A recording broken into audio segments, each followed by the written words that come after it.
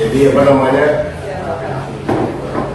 bagaimana rencana Ibu Kajari ke depannya di dalam membangun zona integritas menuju wilayah bebas korupsi dan wilayah birokrasi bersih pelayanan.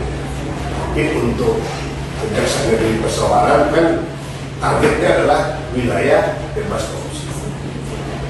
Nah, sebelumnya kan Ibu Kajari sudah menempati gedung yang sebelumnya untuk dijadikan gedung kantor.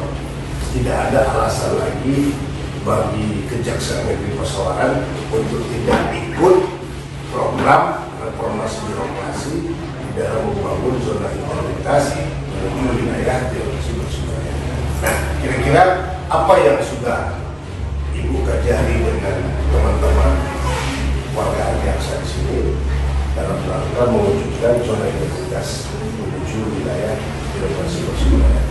Pak, wilayah apa namanya, bebas korupsi. Baik, terima kasih Bapak. Alhamdulillah hari ini dikunjungi Bapak Inspektur sekaligus melaporkan bahwa terkait dengan pembangunan zona integritas wilayah bebas korupsi Kejaksaan Negeri Pesawaran, yang pertama kami memang sudah merencanakan dari awal pada saat kami masih bertempat di Rubuh dengan kondisi yang seadanya. Jadi perencanaan sudah, tetapi kami fasilitas standar minimalis pelayanan memang belum memadai. Tetapi yang kami jaga adalah semangat dan komitmen dari rekan-rekan seluruh pegawai untuk mewujudkan itu. Saya akan kritik di situ sedikit. Ya. Kalau dikatakan standar pelayanan minimal belum terpenuhi, tidak mungkin, karena kantor Kejaksaan Negeri ini tidak tergantung daripada gedung perkantoran. Ya. Nah, gedung perkantoran salah satu sarana saja, tapi standar minimal pelayanan terkait dengan pelaksanaan tugas pokok dan fungsi itu sudah pasti oke, ya kan? Hanya saja prasarananya yang kurang. Nah, prasarana yang kurang itu bisa kita tutupi dengan ada kelebihan. Coba silakan. Contohnya nih, podcast saya sudah keliling tadi, tidak banyak yang buat podcast. Berarti Kejaksaan Negeri Pesawaran sudah bisa menghadirkan podcast dan kita hadir pada sore hari ini, dan ini bisa menunjukkan kepada publik bahwa Kejaksaan Negeri Pesawaran itu sudah hadir di dalam menyelesaikan beberapa problematik hukum di wilayah hukumnya. Nah, coba. Izin, ya benar yang kami maksud adalah sebenarnya sarana prasarana.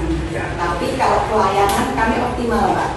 Justru pertama kali pada saat kami harus melakukan pelayanan hukum ke masyarakat, contohnya saja Pak Bidang Datun, kami tidak punya ruangan pelayanan hukum gratis karena untuk duduk aja pegawai saja itu tidak ada.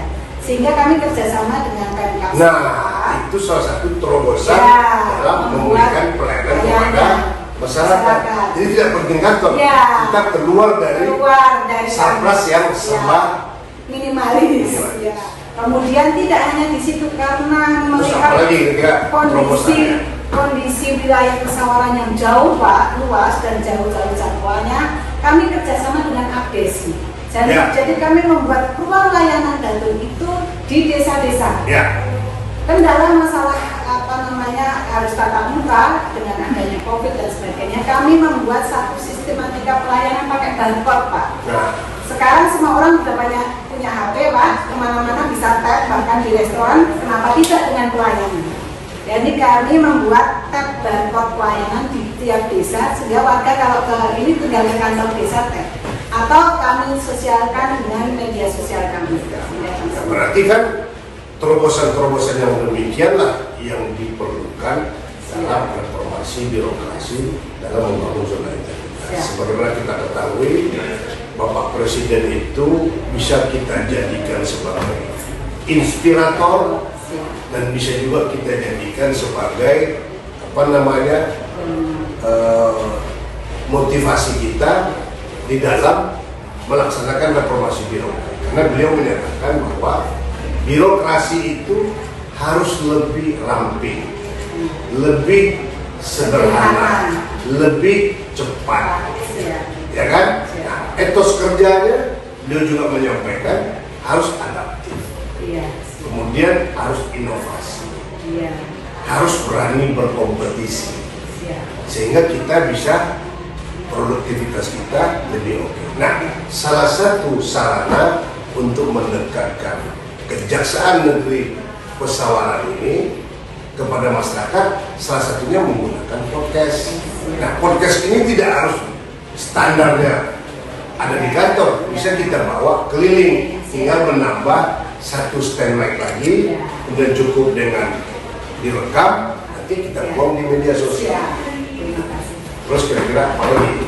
Banyak Pak yang jauh sudah kita perbuat. Selain tadi dengan inovasi kami, ternyata yang dulu bidang data sama sekali tidak ada kinerja apapun, akhirnya meningkat. Nah, SKK banyak, pendampingan banyak, dan sebagainya.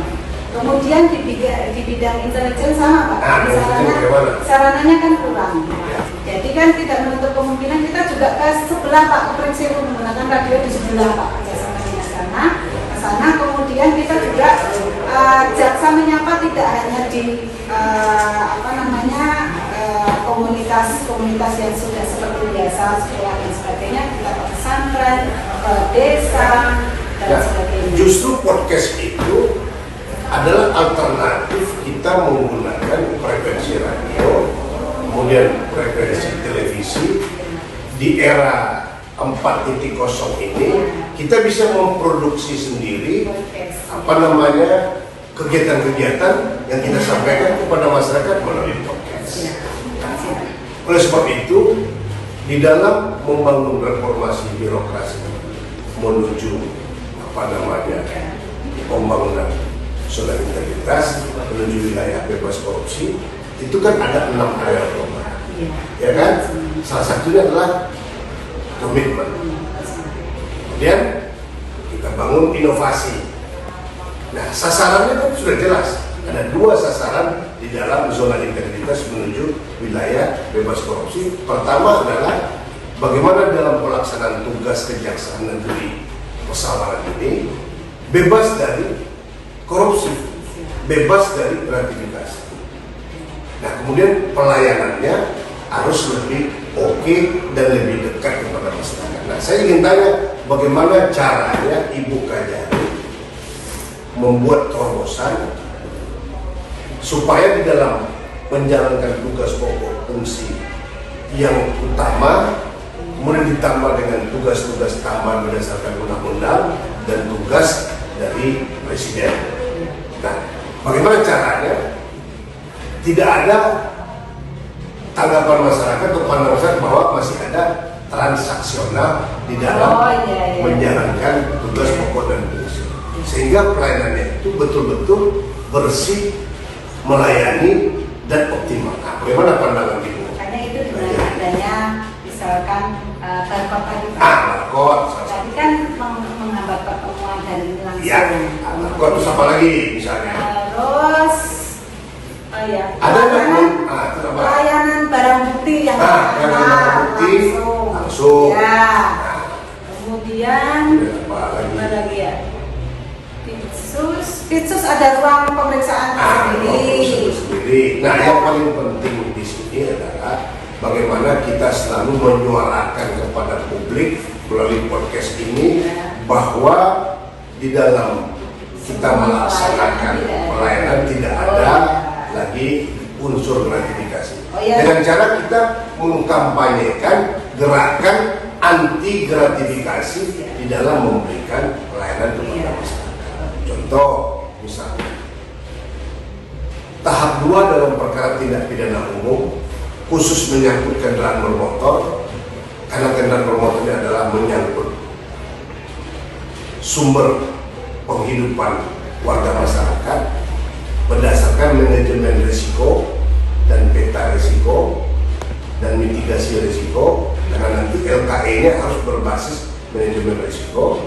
Tahap 2 terhadap kendaraan bermotor, sekiranya kendaraan bermotor itu tidak dirampas untuk negara sebagai sarana kejahatan, harus langsung dipinjam pakaikan. Dibuatkan berita acara pinjam pakai, kemudian kita dokumentasikan. Iya. Nah, sekiranya nanti di pengadilan dipertanyakan oleh majelis hakim, tinggal majelis hakim meminta kepada saksi atau melalui jaksa penuntut umum keluarkan penetapan untuk dihadirkan di persidangan.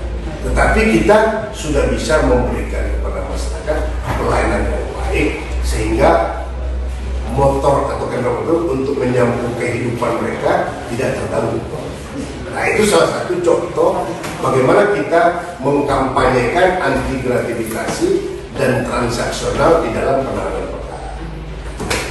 Oke, terima kasih. Saya ucapkan selamat kepada Ibu Diana dari Pasawaran. Mudah-mudahan dengan podcast ini dan saya hadir di dalam podcast perdana ini, mudah-mudahan podcast ini selalu dijalankan tiap hari. Insya Allah, Pak. Terutama bagaimana kita mengawal dana desa, mengawal operasi, mengawal kelompok tani. Oh, siap. Oke, terima kasih. Assalamualaikum warahmatullahi wabarakatuh. Waalaikumsalam.